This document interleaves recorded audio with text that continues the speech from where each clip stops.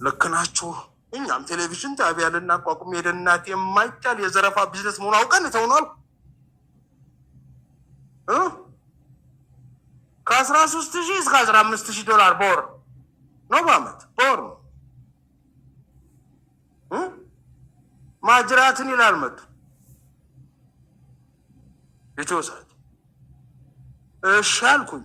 ኢቢኤስ 4 ቴሌቪዥን አለዋል። እኛ አንድ ማቆም አቅቶናል። አንድ አቁሞ ይንገዳገዱልሃል። ኢቢኤስ 4 አሁን አዳምጣችሁታል። ይሄ ስዩም ተሾመ ነው። ስዩም ተሾመ አይደለም እየተናገረ ያለ፣ አብይ አህመድ ነው እየተናገረ ያለ።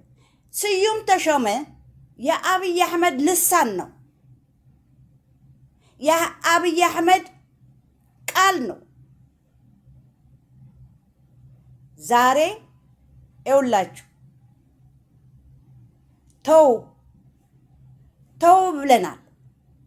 ተው የኦሮሞ ህዝብ በተለይ ወለጋ ሲደበደብ የዛሬ 6 ዓመት እናንተ ስትስቁ ነበር። እኛ ግን ተናግረናል። ተው ወደ እናንተ ቤት ይገባል ይሄ ነገር። ተው በየቤታችሁ የእሳት ይገባል። ተው አትሳቁ። ቢያንስ ጦርነቱ እንዲቆም ትንሽ ተናገሩ። እኔ ይሄ ብዬ ተናግሬያለሁ። ዛሬ ወደ ቤታችሁ ገብቷል። እሳተ ነበልባል፣ እሳተ ጎመራ በሉት፣ የፈለጋችሁ በሉት። እኛ እንደ ተጋሩ፣ እኛ እንደ ኦሮሞ በሰው ክፋት በሰው ችግር ደስተኛ አይደለንም። እኔ ኦሮሞን እወክላለሁ፣ ትግራይን እወክላለሁ፣ ሌሎቹ አልወክልም። ምክንያቱም ጥናት አጥንቻለሁ።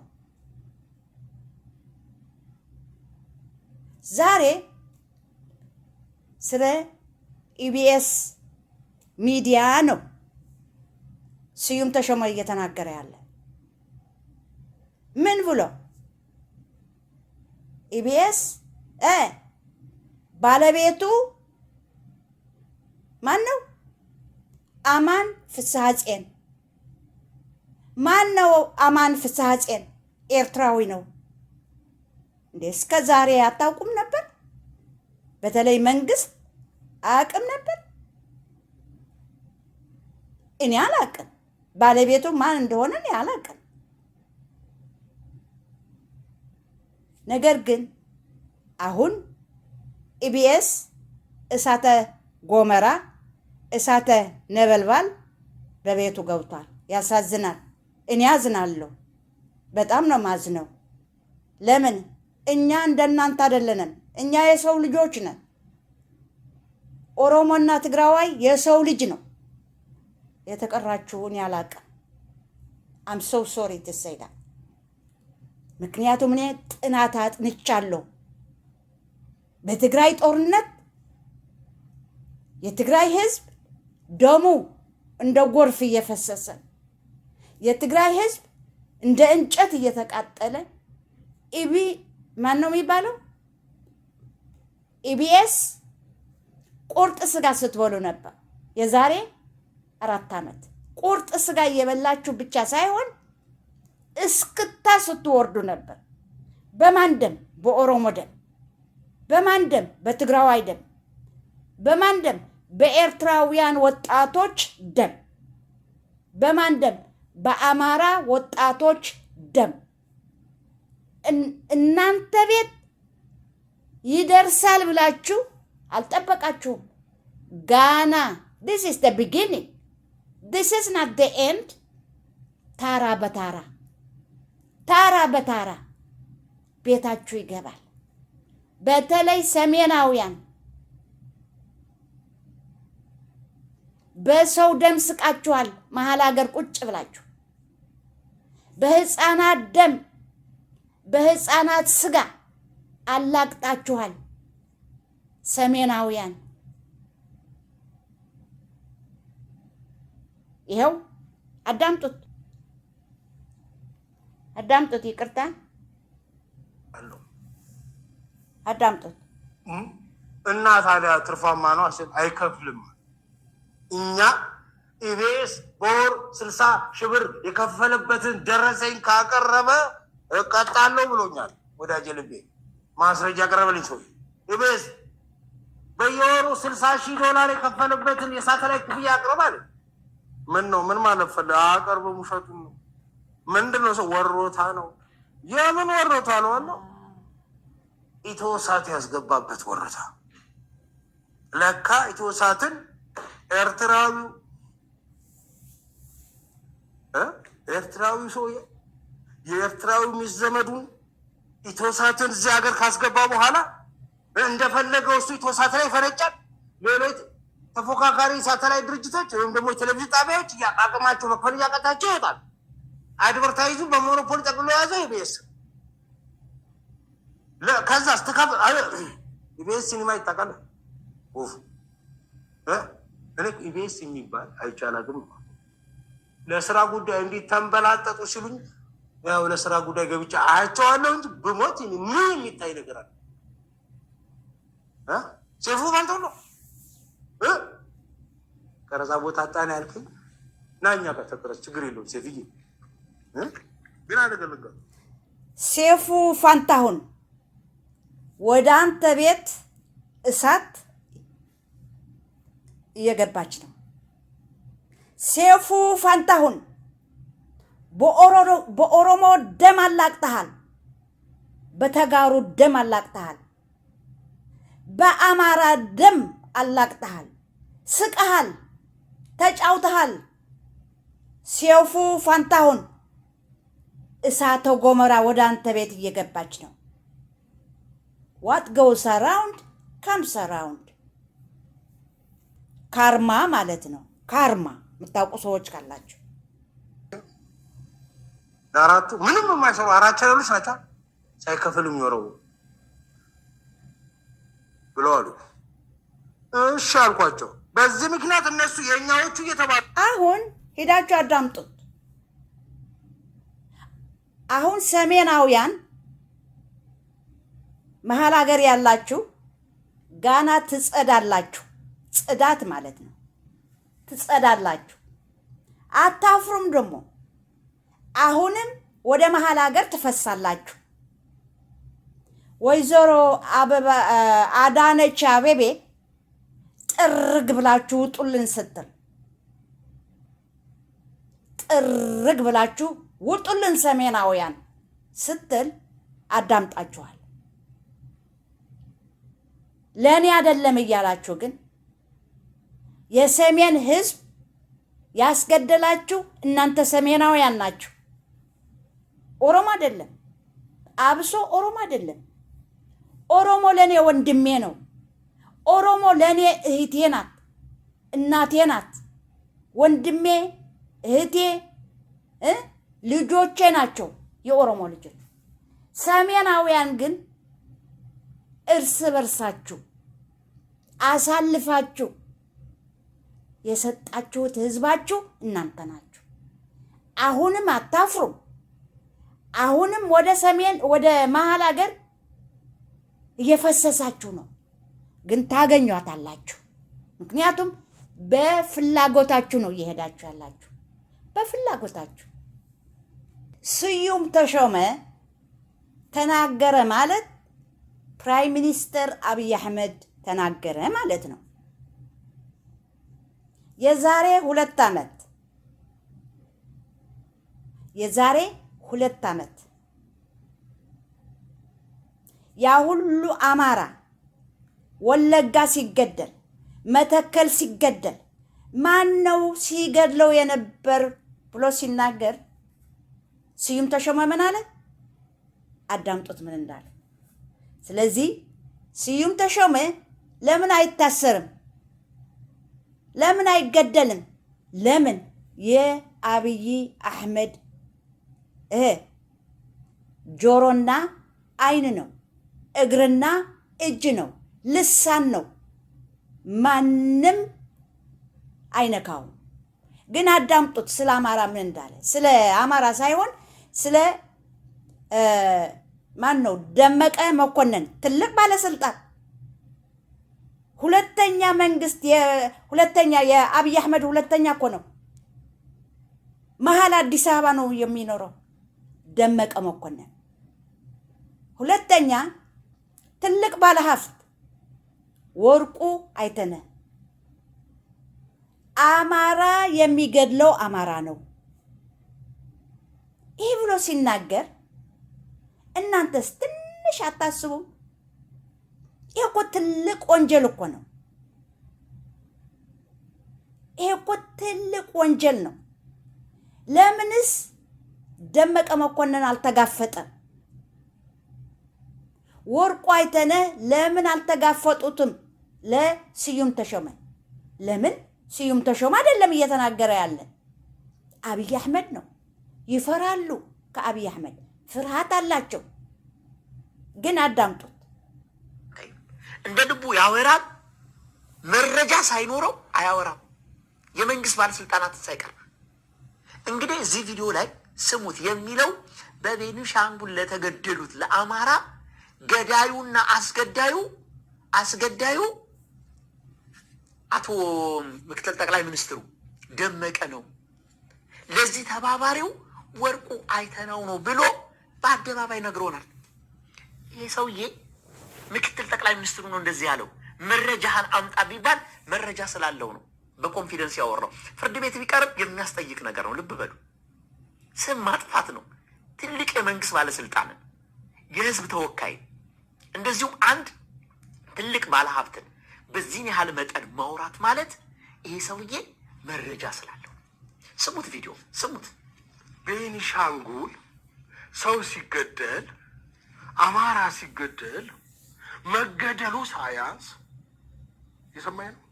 መገደሉ ሳያንስ በሎደር ነው የቀበሯቸው። ይሄ ፌክ ነው ብያለሁ። ይሄ ተንኮል ነው ብያለሁ። ለምን? ኦፌንድ ለማድረግ ነው። ህዝቡን ለማስቆጣት ነው። መጥፎ ነው። የሰው ልጅን ኢትዮጵያ ውስጥ አይደረግም። ሰብአዊነትን የሚጻረር ነው ብያለሁ። አማራን ለማስለቀስ ነው ብያለሁ። መላኩ አይደል? ቀብሮ ላይ ብጣሽ ወረቀት የለችም። አሁን ምን ቢሆን ጥሩ? ሎደሩ የወርቁ አይተነው ነው።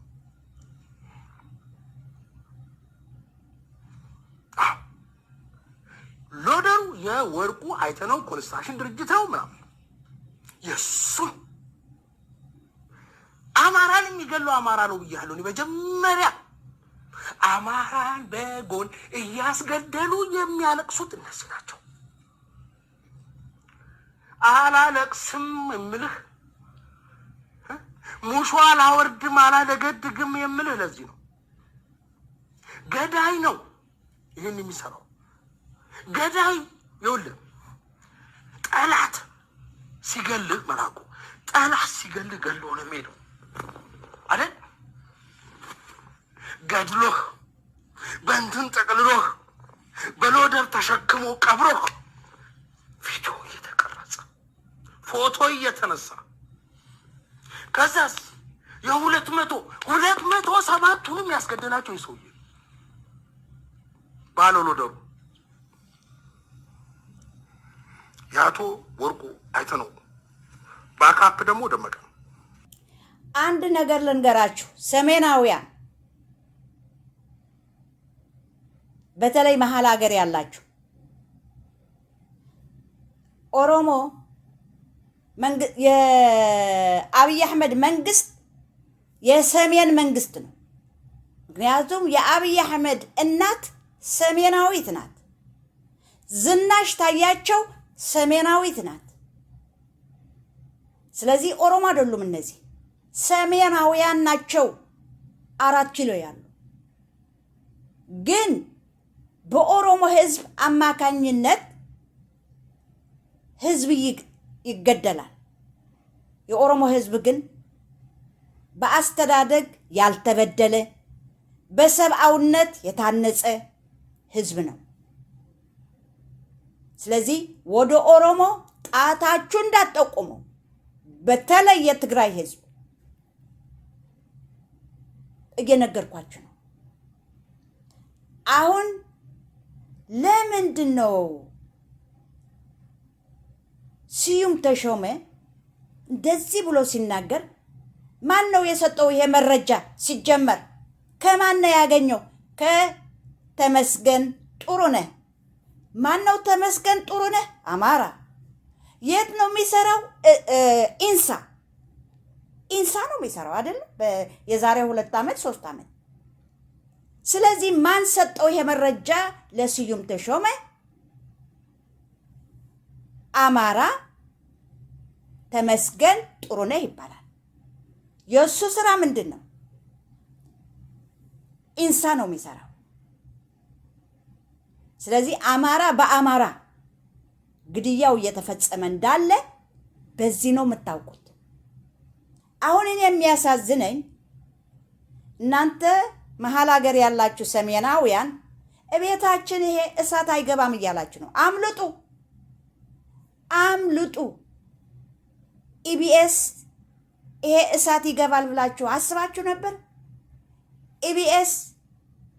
ኢቢኤስ ከናካቴው ባለቤቱ ኤርትራዊ መሆኑን ማን ያውቅ ነበር?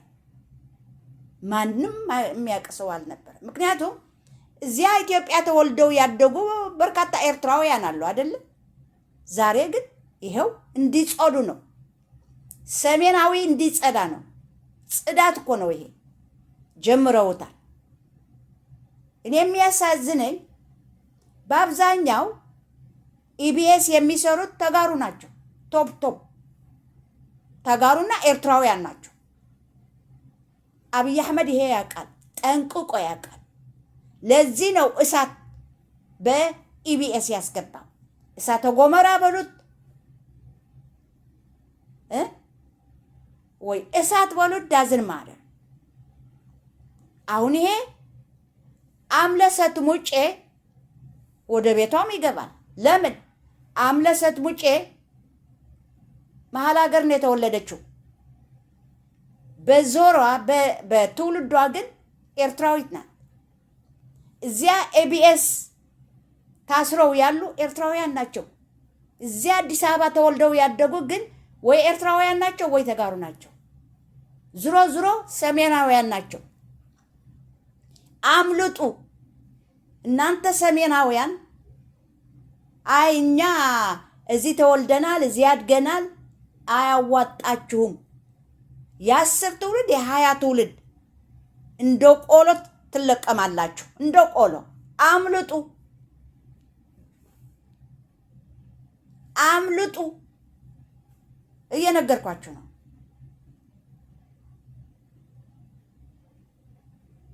ያሳዝናል። ሳትበለጡ አምልጡ።